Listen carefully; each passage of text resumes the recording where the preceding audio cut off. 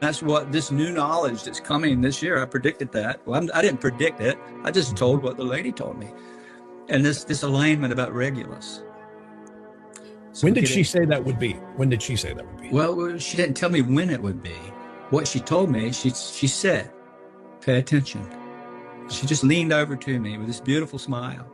Mm-hmm. And she said, listen, pay attention to when the star of Regulus. Now, Regulus is a blue star.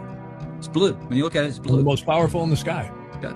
She said, when the star of Regulus appears red on the horizon and before the sun comes up in the gaze of the Sphinx. So the way she showed it to me, it was sitting right on top of the sand, a little ruby. It looked like a red ruby, right on the sand, right in front of the Sphinx, out on the horizon. Right?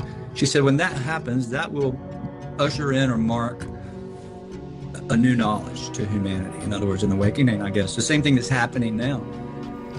Okay, guys, what you're looking at here is something that is usually reserved for the highest echelons.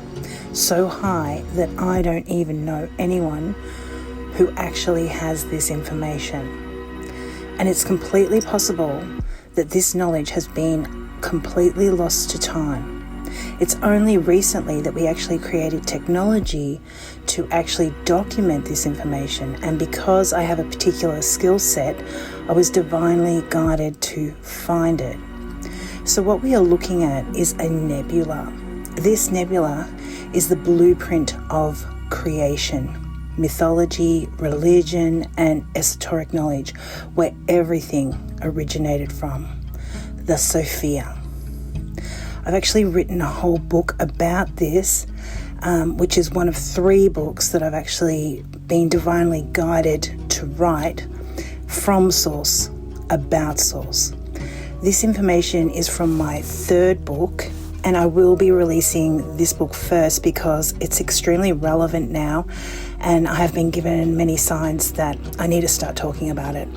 So I will start by sharing my work, which is about decoding mythology, remembering Atlantis, and our spiritual evolution. So what I want to show you is how this nebula, Sphinx or lion, creates the Great Sphinx of Giza. And as you can see, there is a tablet in the top corner that is very similar to the shape of the tablet that sits between the paws of the Sphinx in Giza, and also the tail is very distinct. The back of the tail curls around the back of the Sphinx, and then it curls up over the right paw. You can also see, when you look closely at you can see the Neme's headdress coming off the back of its head, just like sun rays. And the gaze of the Sphinx is looking directly at a red star that is placed central on this tablet here. So this is showing us that the Sphinx in the nebula is directly correlated to the Sphinx on the ground. And I know a lot of people believe this is actually correlated with the constellation of Leo, and that is also true. But what we are looking at here is the original blueprint. Now you might be wondering if this head of the lion was the original head of the Giza Sphinx, and quite possibly it was.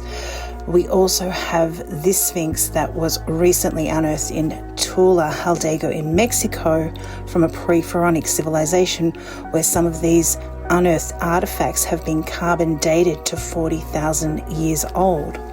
Obviously, the Egyptian interpretation of the Sphinx was to incorporate a beard rather than a snarling mouth, but other cultures did use it, where it was portrayed like a lion. In Assyrian reliefs, it became the food dogs in China and Japan, and the lion griffin in Persian mythologies, and countless other cultures where it has been usually associated with the sun. One of the most relevant ones would be Anzu stealing Enlil's tablet of destinies in the Assyrian myths, where Anzu was interpreted as a lion-headed eagle or griffin. So what you're looking at here is a multi-layered mirror in the sky, as above, so below. And there is so much more, but I will save that for the next video.